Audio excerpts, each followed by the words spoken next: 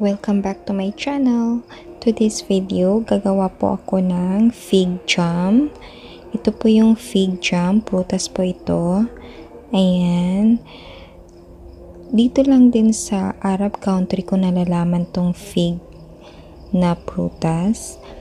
Ayan, ito ang ginawa ko sa fig jam. Kasi gusto ko yung buo-buo siya.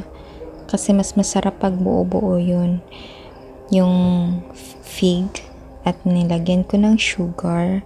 Maraming sugar kasi gusto ko rin matamis. Palatamis kasi yung gusto ko na lasa. Mahilig ako sa matamis, guys.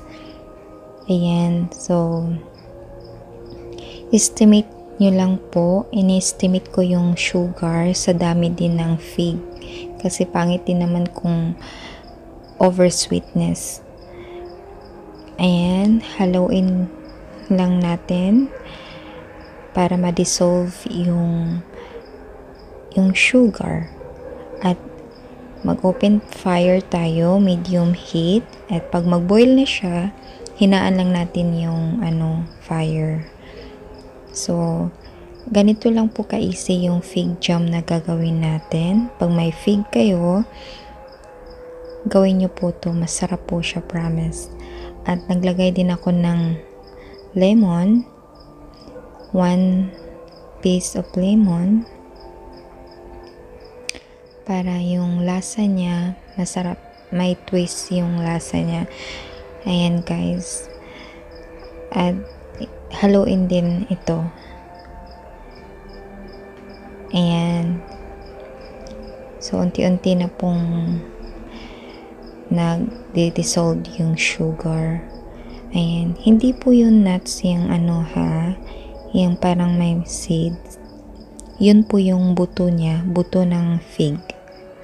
Nag-start na siya ng boil. So, hininaan ko na po yung fire until na maging ganito na siya.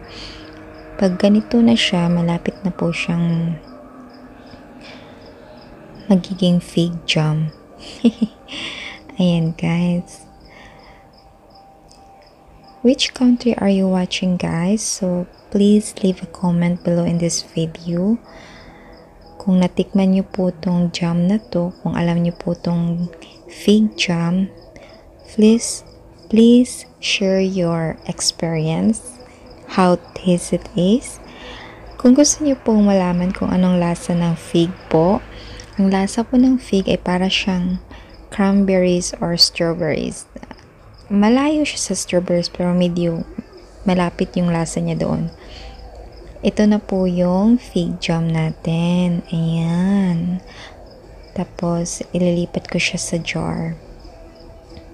Ayan. May mabibili tong fig sa supermarket. Ang mahal-mahal po nito.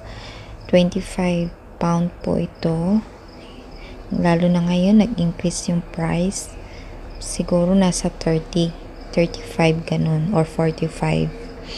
So, much better kung may fig jam kayo, gumawa na lang po sa bahay, diba? Homemade pa at saka delicious and safe from anything. Ayan, guys. So, ito na po siya. Wala pong ibang ingredients kundi water, lemon, fig fruits, and the sugar. Yun lang po.